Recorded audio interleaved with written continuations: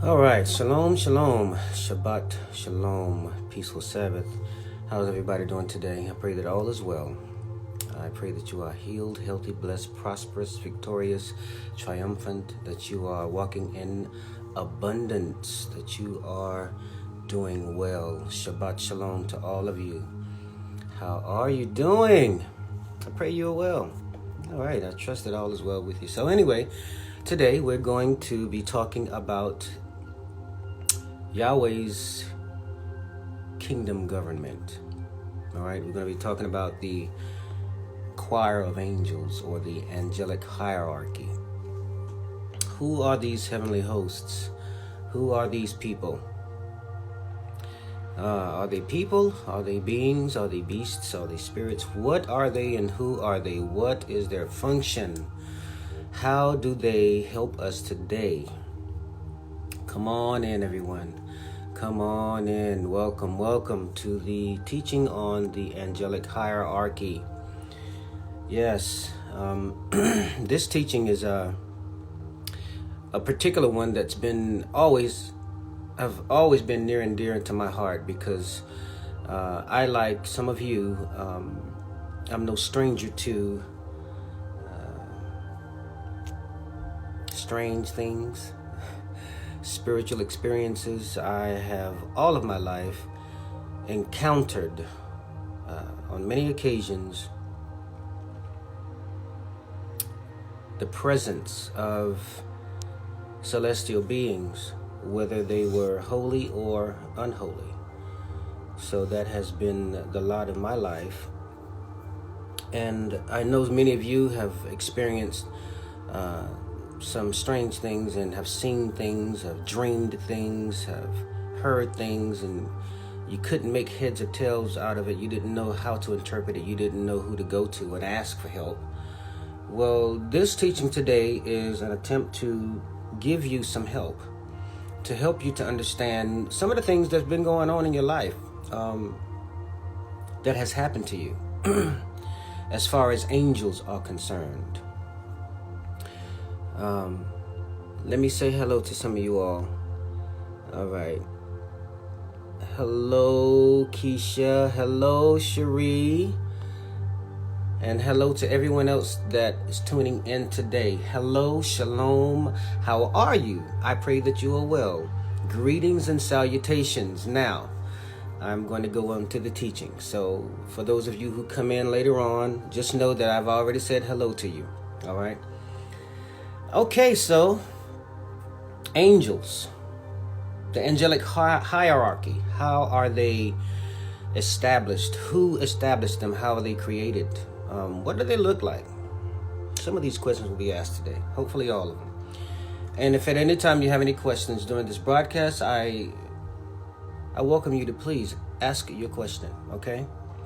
And we will try to get you the answer.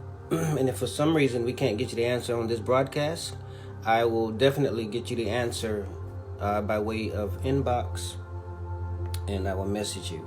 All right, some links. But anyway, here we go. I'm not coming to you with any head knowledge. This is not something I read off the internet, okay? I didn't read Cindy Trim's book.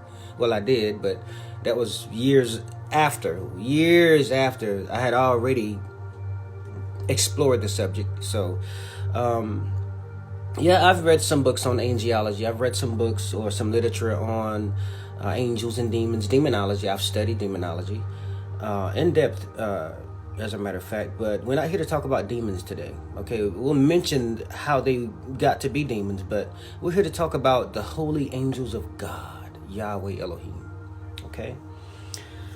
So, let me begin by saying that in the beginning, there was infinite knowledge. All right. Infinite knowledge, wisdom, and understanding, inestimable comprehension and knowledge, intellect, presence, being, fashioned and formed the light. Okay.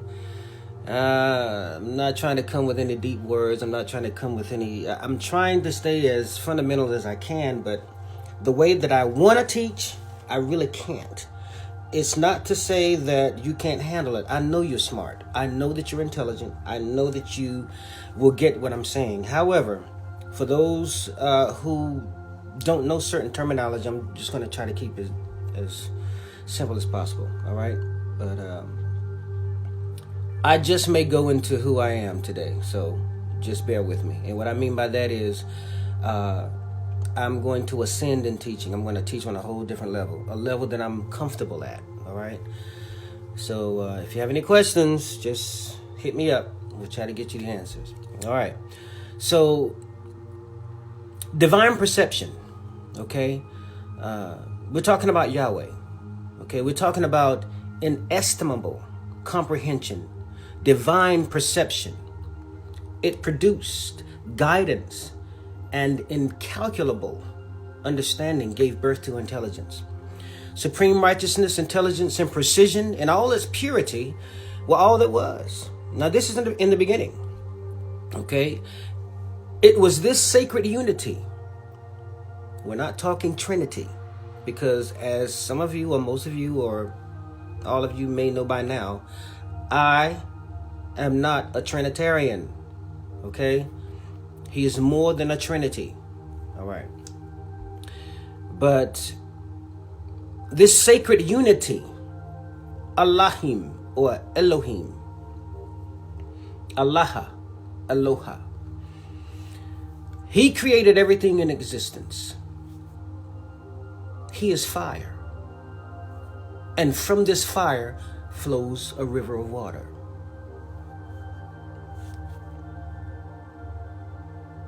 The autonomy and the insight and justice of the master architect of the universe are irrefutable. We know that he just cannot be compared to anybody. All right, he can't.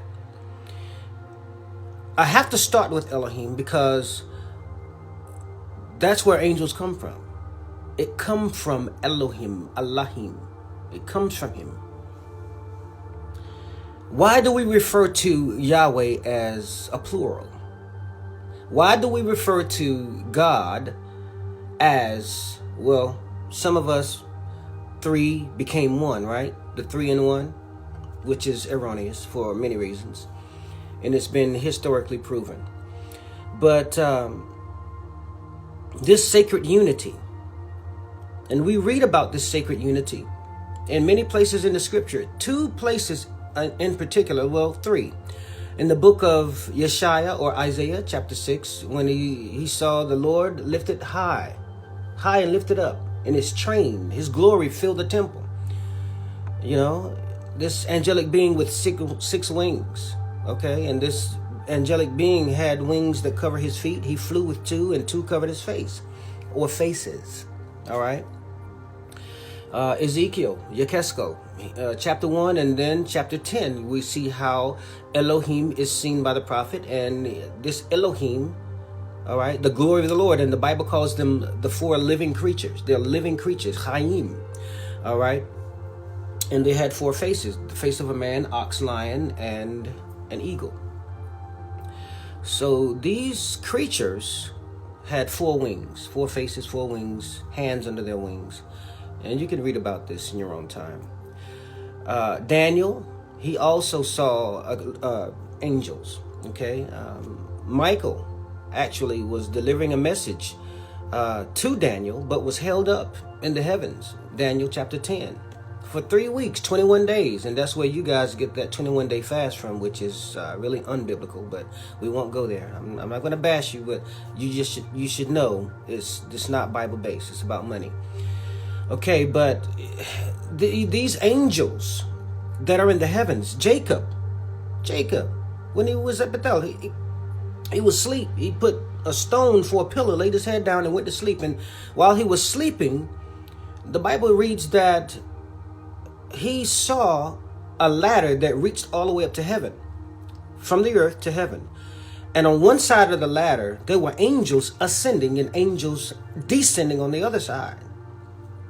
What were they doing? We'll talk about that in a minute. But we need to know that Yahweh is a spirit. And they that worship him must worship him in spirit and in truth. We're not here to worship angels. So we're not in angel worship. We're not into that. We are into angel awareness, to know that these are emissaries of Yahweh. These are messengers. These are soldiers. These are warriors. These are intercessors. These are interceders. These are beings of Yahweh who, they don't have what we have. See, we have the gift of volition and free will. We get to decide what we will and will not do, where we will and will not go. Angels are not made that way. They're not built like that. They are built to carry out the commandments of Yahweh, all of his instructions, to execute them without fail, without feeling, without thought. Just move out, execute. Okay? They don't have the volition that we have. So, when referring to Elohim, we refer to him as a he. When we're referring to God, we refer to him as Father. But if you really do your homework and you put down the kind of discard and close the book on, Western Christianity, Western evangelical theology, and go back to the East, go back to the Near and Far Eastern thought and documents on the subject of spirituality and God, you will find that all throughout history, it has been a known fact that Yahweh, God, whoever you call him, he is neither male nor female. He's the spirit.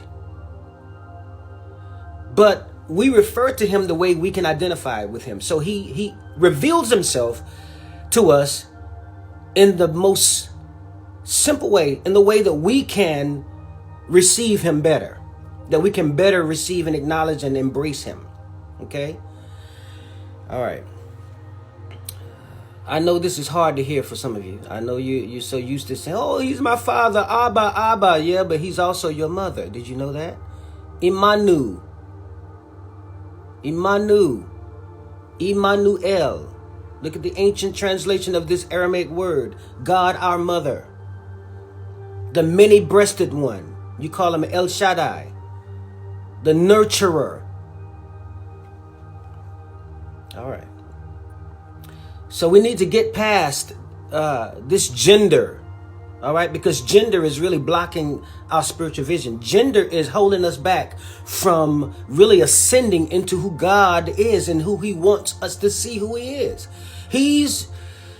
She's the Spirit of God. It's more than just gender. We need to get past gender. We've been conditioned to believe like this. We've been trained to believe what we believe about God and angels and about a whole lot of other things. But I dare you to go before the face of Yahweh with a pure and clean heart, asking him to reveal himself to you as he is. Not how you want to see him, but as he actually is. And ask him to provide you resources like he did for me. And I promise you, you will indeed ascend into spiritual heights unknown, unfathomable, and you will become exactly who Yahweh has created you to be. There will be no barriers as to what you can do in the spirit. There will be no limitations. We're limited because of our training. We're limited because of our conditioning. We're limited because of religion. We're limited. Let's get the limitations off. Let's pull all the stops out. Let's break down the barriers here. All right? And really see the Lord in the spirit as he is. As the Spirit of Yahweh is. As his angels are. All right. You're probably saying, well, get on with it, man. Okay, here I go. So, there are three triads. All right? A triad means an order of three. Okay, so that means there are actually 9 choirs or 9 orders of angels that we know of. Okay, now if you read an ancient Sumerian or Chaldean, an ancient Assyrian, ancient Babylonian, ancient African, Ethiopic, Cushitic teachings, you will see there are a whole lot of other different translations as it relates to angels and their names, their orders. But, for the sake of who we have here on the broadcast today, for the sake of you all, we're going to stick to the more Christian-based, maybe not all of it, but we're going to stick to the more Christian-based teaching, okay? Now, I'm not trying to dumb down what I have, but I can't give you exactly what I have because you won't. I'm telling you, a lot of you will look at me and be like, this dude has lost his mind. What is he into? Okay. Well, I really don't care what you say or think, but I got to give you the truth, okay? Just know that. I will give you the truth. If I don't give you anything else, you will get truth. All right. So there are 3 triads. Okay, in the first triad, we have the seraphim, the cherubim, and the ophanim. All right, the seraphim or seraph. What is a seraph? This is what's going to really trip a lot of you out. We associate, in the animal kingdom, evil with the serpent. All right, the serpent is evil. He's wise, but he's associated with Satan. All right, and the serpent in the Garden of Eden. All right, who caused mankind to fall. Right. But did you know that among the highest order of angels is a seraph, and the plural is seraphim? What is a seraph? Ser means higher being. Rapha means healer. Serapha, higher being, a healing higher being, or a higher being that heals. The seraph is a fiery winged serpent. He has 6 wings. 2 covers the face, 2 covers the feet, and with 2 they fly. They burn with the fire of Elohim's pure love. They are called the burning ones. A flying snake is holy? That sounds like a dragon. A dragon. Holy dragons? Fire? Glowing, burning ones? That means when they speak, fire comes out of it. What? Seraph? Is that where they get the dragon or the idea of dragons? Yeah. All right. Numbers 21:6. Numbers 21:8.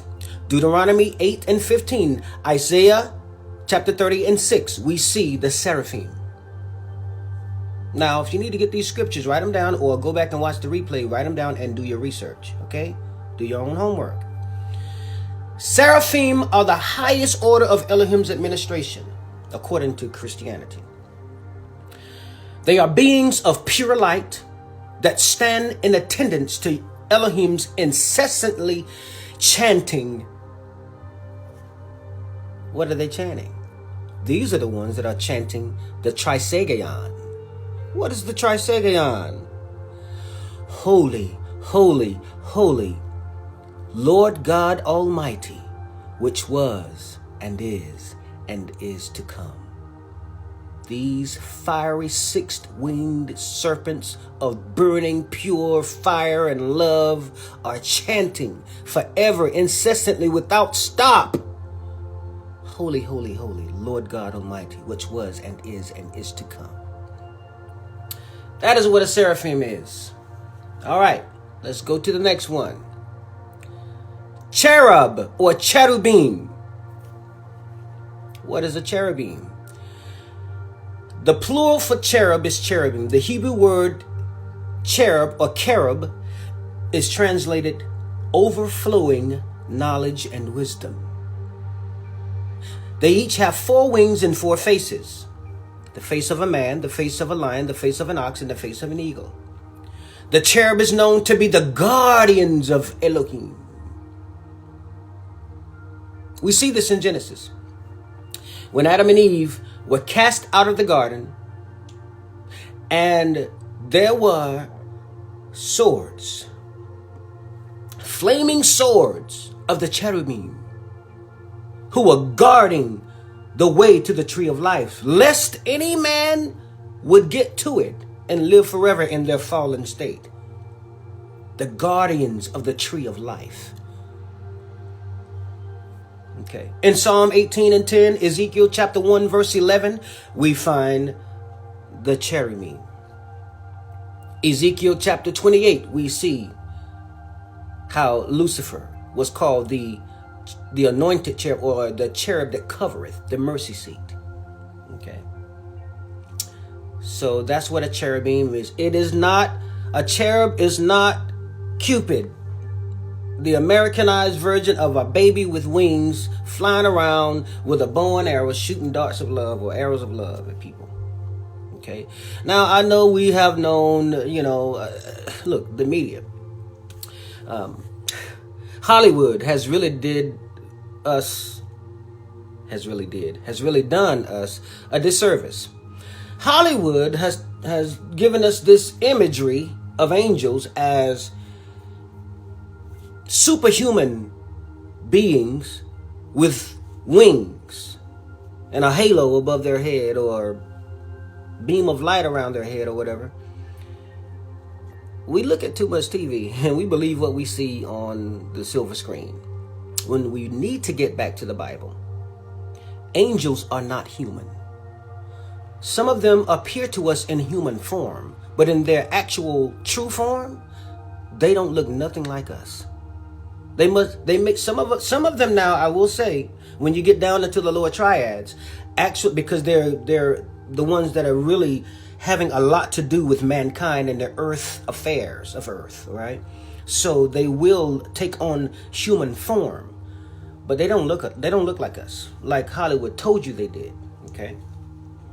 All right. So look at the third order in the first triad. Okay. We've talked about the seraphim. We've talked about the cherubim. And now let's talk about the third one, the Ophanim. And they have a secular name, or an interchangeable name, that's called Galgalim. Okay. So the Ophanim, who are they? They're called thrones. Okay. All right. Plural for Ophan or Galgal. All right. Galgalin Ophanim. These beings are Elohim's actual chariots. They are the wheels. These angels are, they're Elohim's Uber. Okay. They're Elohim's cab. They're Elohim's chauffeurs. All right. His taxi drivers, his transportation, his way of moving around the universes, the multiverse, throughout time and space. They got eyes all over them. The rims, the wheel that has a wheel in the middle of a wheel with eyes all around. These are the thrones. These are the Ophanim. They are actual angels. The Bible calls them wheels, but they are angels. Yes, I love it. Oh my goodness, I love it.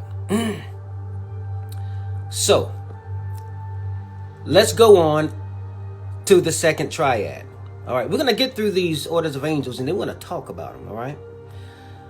The second triad, we have the next three, and they are called dominions or dominionons. Dominions, all right? The next one, virtues, and then the next one, powers. All right. So, dominions, also known as dominations or the Hashmelim, hold the task of regulating duties of the powers and virtues. They are over the powers and virtues. So in each triad, you have a leader over that triad. Okay? So in this triad, we have dominions. All right. You know, notice how in a lot of our prayers and our scriptures, we see, all glory and honor, dominion and power. Power is one. Glory is one. These are angels we're talking about. We think that they are praises. We think that there are adjectives that describe. These are actual angelic beings. Dominions. All right. They receive their orders from the seraphim and the cherubim of Elohim himself, and are responsible for ensuring that the cosmos remains in balance and in order. That's what dominions do. All right, the next one, virtues. These beings are responsible for bestowing blessings in the form of miracles. Limbs growing back, eyesight being restored, cancers drying up, diabetes going away, miracles. Flour appearing in a barrel that was empty and is filled every day, miracles. These are virtues. When you see these things happening, just know that the virtues are present, making them happen. Okay.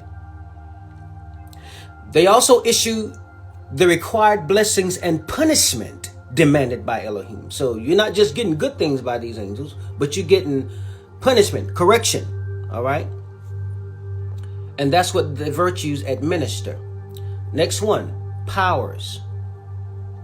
The majority of the fallen angel are from this order. Did you hear what I said? The majority of the fallen angels are from the powers. Powers guard the borders of the first and second heavens. They are the first line of defense, whose job is to guard against demons. These are your troops. These are your special forces, your elite black ops. These are your warriors. These are your SEALs. All right? These are your recon officers. These right here, I'm telling you. Anytime you dealing with angelic warfare, you're dealing with powers. Okay? All right. So, let's go to the third triad. In this triad, we'll find principalities, archangels, and then angels. All right? So, let's talk about principalities. Principalities, from the word prince, they are in charge of nations, states, cities, and towns on earth. They also oversee the earth's religions. But the prince of the kingdom of Persia withstood me on 1 days. But lo, Michael, one of the chief princes, came to help me, and I remained there with the king of Persia. This is in Daniel chapter 10 and 13. Remember earlier we spoke about how Michael was held up for 21 days because he fought with this principality that was over the nation and over the religion, all right, of that nation. They often operate through the kings and the princes of the earth who do not serve Elohim. They operate through political leaders, presidents, ambassadors, governors, congressmen and women, principalities. All right, let's go to the next one. Now listen, what I'm doing is giving you a brief rundown of these orders of angels. I'm not going in depth because I know you have read 1,000 books on the subject. Your pastor or your leader has probably taught on the subject 100 times. So you probably got a whole lot of information. You think you got a good grasp on it. You've read Cindy Trim and Eckhart and whoever. Stay with me for a few more minutes, okay? Just stay here. This is a supplement to what you already know, okay? Because I know you know, but this is just a supplement to what you know. All right. Let's go to the next one. Archangels. These angels are the most important intercessionaries between Elohim and humans. Did you hear what I said? Intercessionaries. Archangels. So when you are interceding, these are your helpers. These are your ministering spirits. And they are in constant battle with the angels of darkness. Ephesians 6 and 12. Okay. And the last order in this triad is angels or malak. All right. Malak or melek. Malakim. Okay. This is the last order of the administration of Elohim. The Hebrew word for angel is malak, which means messenger. The prophet Malachi or Malachi, all right, his name is from this word, all right. They are intermediaries between God and human mortals. God has sent angels to help us, but there are conditions to seeing angels. There are conditions to seeing these ministering spirits. There are conditions. Why do we want to see them anyway? Do we really want to see them? Do we want to see what Hollywood has shown what they are? Or do we want to see what the Bible says they are? All right. It's kind of like Moses when he was in the wilderness. And, the people were like, Moses, let God speak to us. We don't want to hear from you. Get out the way. Let me hear God. All right. He was like, all right, God, they want to hear from you. God spoke and they trembled with fear. They were terrified, horrified at the voice of God. So they was like, okay, Moses, stop. Okay, tell him to stop. We'll hear you. We'll listen. So in his pure form, in his true form, can we handle him? Can we receive him? If you read in the Bible, there were many instances where the Lord's angels, whether they were seraphim, cherubim, Ophanim, Gagalim, Hasmalim, whether they were dominions, virtues, powers, thrones, principalities, archangels, angels, whoever they were, when they appeared unto man, the prophet of the Lord, they often fell down to their face as dead. A lot of us has misinterpreted that to say, well, they were so holy and filled with the power of God and the light of God, and they couldn't No, that's not the totality of the reason why they fell as dead. They were frightened. They were scared of what they were seeing. These were horrifying creatures that appeared before them, which is why a lot of times the Lord would send an angel in the form of a human, because that's what we can receive. If he came as he really was, we would fall as dead. All right. So, I have talked about each order of angels. Now, let's get into some church stuff. All right. Let's get into some local church stuff, some believers stuff. Let's get into the realm of the believer and the personal lives of the believer. Have I seen angels? Yes. If you ask me the question, have I experienced? Yes. All right. In a dream? Yes. In reality? Yes. What did I see?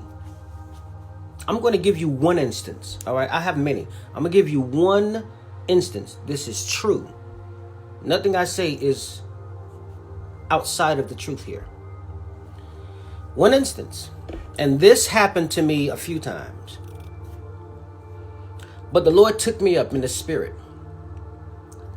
And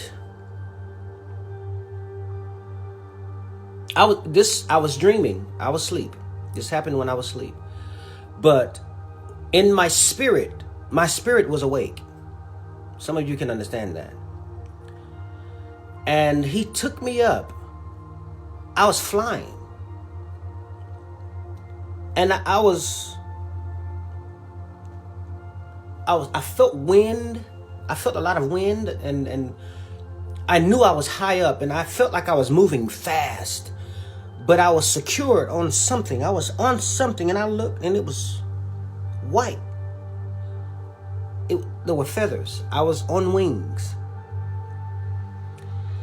And I looked, and I saw not the whole full face, but the half of a face as a wing kind of folded over and allowed me to see part of the face.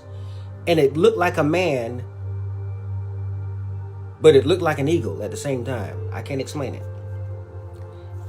It looked like a man, but it looked like an eagle. And the feeling that I felt, I cannot describe. I was filled with love. I was filled with peace. I was filled with energy. I was filled with vibrance and life. I can't explain it. And I'm going to stop there. But yes, that's why I'm able to come to you and talk to you about it. For me to come before you today, it took me, a couple of weeks to really prepare. And anytime you're dealing with teaching about angels and teaching about demonic spirits or spiritual warfare, any celestial type teaching, you're going to be met with warfare. And I can tell you that I was challenged over the past couple of weeks in ways that some of you won't understand. But I was challenged. And I expected that. I always expect that when I teach this. Okay? I don't teach it a lot, but when I do, I always expect it. And there's a reason for it. And anytime you do this type of teaching, you can't just read a book or read something on the internet. You can't just pray and say, God, give me the understanding and the wisdom. You can't do that. Man, you got to spend time before God in prayer, in fasting. You got to be meditating. You got to be in the spirit. This is not a casual subject. And for those of you who thought you were dealing with principalities because you want people to think you're dealing with those big high spirits because of your title, many times they're not principalities. You're just dealing with the lower echelon of angel. But because of your lack of spiritual discipline, you can only handle that level. But to you, it's rough. To you, it's like, what am I dealing with? It's a principality. No, it's not. It's not. Many times it's not. I'm telling you. Because if you're really dealing with a principality, that means you would have the prayer life that Daniel had. That means that you will be fasting like Daniel. That means that you will have the spiritual discipline of prayer like Daniel. Not just anybody will experience principalities, seraphim, cherubim, and so on and so forth. Okay? Because I'm going to tell you right now, even the devil don't even deal with most of you. You think you're dealing with the devil, you're only dealing with the low imp. But to you, it feels like the devil because of lack of spiritual discipline, fasting and prayer, reading and meditation. So, I mean, for those of you who just, you want your ego to be built and you want people to see you in a big light and think that you're all anointed and powerful, and you want to tell them that you're dealing with all these great big old demons and principalities and spirits when you're really dealing with an imp in the city. You're really dealing with one of the low level demons. Because if you are really dealing with a principality, I promise you the government will be on your shoulders. Like Yeshua HaMashiach. He dealt with principalities because of who he was. Look at his prayer life. Look at the level of his discipline. The level of the discipline of the apostles. The government was on their shoulders. Principalities were chasing them. They were dealing with that level of demon. Okay? Now for the people, who are just, performing witchcraft and sorcery, and lying and backbiting and just cheating and stealing and just treating people badly, and you're not going to deal directly with a principality. I promise you. It's not going to happen because in their eyes, you're not worthy. You're not worth their time. Who are you? They'll send one of the low-level imps to deal with you. But to you, it feels like a principality because of your low level of discipline. Okay, now, I want to encourage you to please be aware that we're living in the last days and that we're going to see an increased rate of activity of angelic beings. We're seeing it now. We're seeing principalities in action now. All right? principalities, anytime you're dealing with politics, anytime you're dealing with seasons of elections and seasons of laws being passed, bills being passed, legislation, anytime you see a lot of that, you're dealing with high level. That's where the principalities are. That's where they hang out. Not on Beale Street, not on Slocum Street, not on North End, not in West Haven, not in Green Acres. Okay? You may be dealing with some other stuff, but you're not dealing with a principality. Okay? Now, if you are indeed a prayer warrior, a prayer intercessor, if you are one of those who do fast on a constant basis, if you have a higher level of discipline where you meditate on the word of the Lord, you're studying the word of the Lord, you're not watching the game all the time, you're not watching TV, you're not doing a lot of things that people are doing, you're not going places that people go, you don't spend all your time around folks to make you feel like you're somebody. If you're one of those people who have discipline in your life, then I promise you, the Lord will allow you to experience his presence and his glory in a way that you never have. And this will be done by the assistance of the angels, of higher beings, who will escort you into the presence of Yahweh, because they now see that you are worthy. They now see that you have the love in your heart, the discipline in your soul, that you have tempered yourselves, that you have mortified the flesh, that you are leaning toward the righteousness and the holiness and purity of Yahweh. They will escort you into his presence. You ain't gotta pray and fast. Lord God, send down your power, Lord. Send down your power, Lord. Lord, send your fire. Lord, send your fire. You ain't gotta do all that. You ain't gotta do all that. All you gotta do is be obedient. Obey the word of the Lord. Increase your prayer life. And I'm not talking about praying in the four walls of a church. You should be praying more in your own space, at home. Yes, come and do corporate prayer. It's necessary, but not as necessary as praying in your own home. Now that's the truth. Okay? So what you need to do is pray everywhere you go. Because where prayer is, angels abide. Angels are looking for something to do for you. Angels have been sent to assist you. Angels are waiting to work on your behalf. But we can't employ angels to do anything for us if we are not doing what it takes to be a disciplined one. It takes discipline. I can't stress it enough. I cannot stress it enough.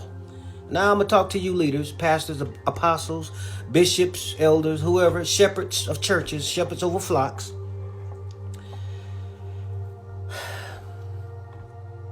When you are watching over the souls of your people, as you are praying for your church, as you are calling out names, as you are praying for the families that are attached to you,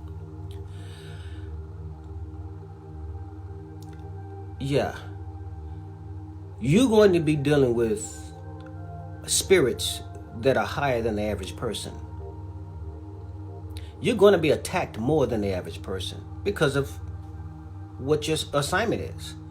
All right? You're over families in different cities. So not only are you dealing with the family problems, you are dealing with the demon from the region that they live in. Did you know that? You ain't just dealing with spirits in Goldsboro, preacher. You're dealing with spirits in Fayetteville, in Benson, in Charlotte, and wherever else. You're dealing with those because these people who are aligned, who are signed, who are attached to you, they are linked. Now you have barriers that are being crossed on a weekly basis. What does that mean? Why am I telling you this? Because if you're not fasting and praying like you should be doing, whatever vision that you have, it's going to be obscure and it's going to be frustrated. It's going to stay in a place of obscurity and it's going to stay in a place of frustration. You're going to be drained. You're going to be tired. You're going to be attacked. And I guarantee you that most of your issues that you're dealing with are self-inflicted. You can't blame the people. You can't blame the flock. You can't blame your members because they're not doing whatever. No, it's you. Because of the families are lying to you, because of the spirits in the regions from where they come from, these barriers, these borders are being crossed.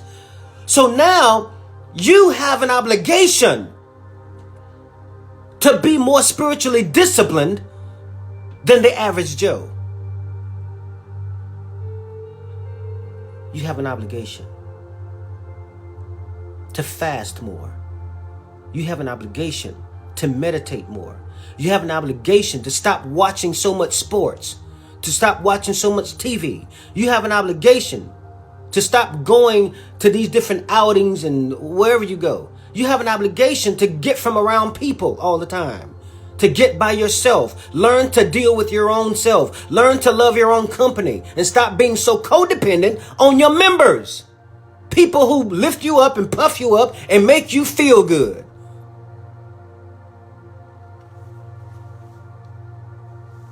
All right. I'm trying to help you. But listen, I'm not going to stay before you any much longer. We have gone through the order of angels. We have gone through the different choirs, the three triads. And just know that angels are not who we thought they are. Okay? And they are with us even when we can't see them. We feel like we're alone. We're not alone. God said, I will never leave you nor forsake you. I will be with you even now to the end of the world. This is what Yeshua said. How is he with us? His spirit. He has spirits. He has ministering spirits, ministering angels that go with us, that are driving with us, riding in the car with us, that are on the outside of the vehicle, blocking, protecting us from incidents and accidents and collision. They're in the hospital, healing. So look, let's go back to the seraph because I love that particular one. The seraph, which is the winged serpent, the fiery serpent, the dragon. And this is where we're going to end. We're going to end with him. We started with him. We're going to end with him. And I'm going to tell you why in a minute. But the seraph, Sarah, let's go back. All right. So the seraph, Ser, S-E-R, Ser means higher being. Rapha. So who is Raphael? Raphael. The angel Raphael? He's a seraph. A six-winged serpent of fire and love. Pure healing. All right.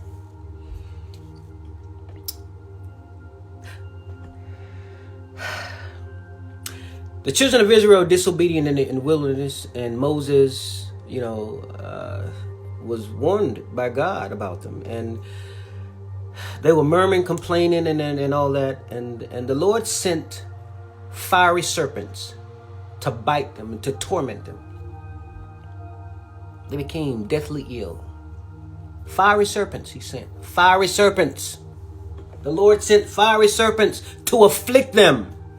And then the Lord commanded Moses to construct a staff on which he would put an engraved or a molded shaped serpent intertwining on the staff. And he said, now I want you to lift it, and made of brass. Okay. I want you to lift up this brass serpent and let them know that whoever look up and look upon this brass serpent, they will live. They will not die. They will be healed. Yeshua said, and if I be lifted up from the earth, I will draw all men unto me. I will heal you from the sin in your life, from death. The brazen serpent, that's what Messiah represented. The seraph, the wilderness of sin. Everybody, the world was dying in sin, and the Lord said, okay, you know what? Just look up until the hills from which come your help. Your help comes from Yahweh, who made heaven and earth. So now let's look at the other seraph. At the end of time, in the book of Revelation, you read about how the dragon, the beast, and the false prophet are going to be cast into the lake of fire.